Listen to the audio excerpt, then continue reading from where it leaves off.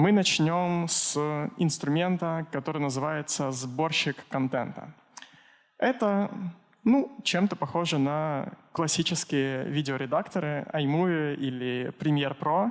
Редактор загружает файлы в левой менюшке, выстраивает их на таймлайне, и у него получается готовый контент. Добавляет туда аудиофайлы, виджеты, эффекты. И так как ни в какой момент у нас не происходит как бы рендера, то в момент, когда контент собран, он одновременно и готов.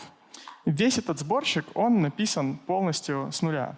И все штуки, связанные с перемещением, с движением, они тоже самописные.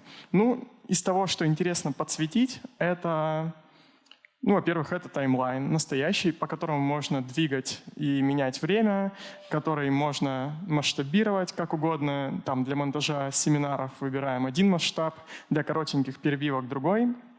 Мы можем просто менять положение и длительность любых медиафайлов.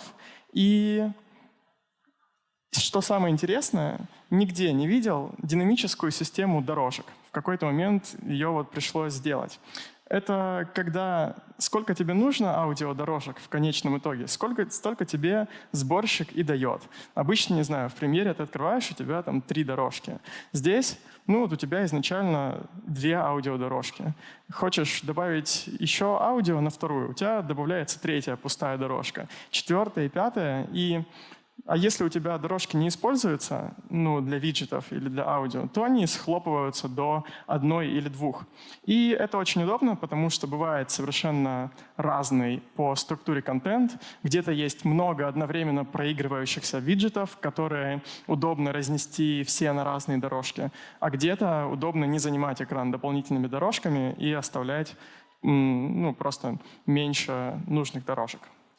Из продвинутых фич это, во-первых, снэпы, то есть такие ограничители, которые позволяют синхронизировать разные медиа друг с другом. Поставить, например, картинку вместе с аудио или сделать так, чтобы картинки сменялись моментально, без перехода.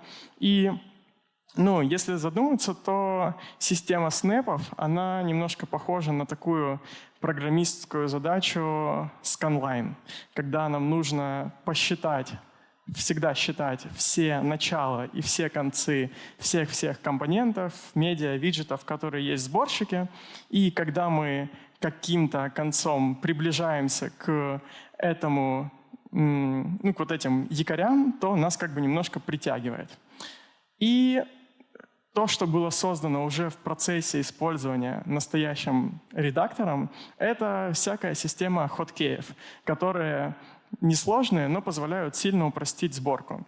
Например, мы можем двигать контент, не проигрывается, можем двигать контент вместе, проигралось. Можем ресайзить контент просто, а можем ресайзить с шифтом. Тогда у нас сдвигается все, что там находится дальше. Или можем удалить контент просто, или удалить тоже с шифтом. И есть много всяких хоткеев, которые просто упрощают самые распространенные сценарии. Потому что, когда я захожу в Premiere Pro, я понимаю, что это профессиональный инструмент, но некоторые примитивные вещи мне в нем не очень удобно делать, потому что я постоянно натыкаюсь на то, что мне нужно просто удалить эти промежутки, но мне приходится самому брать и их вырезать из таймлайна. Здесь мы просто собирали пожелания от редактора и реализовывали. Что еще?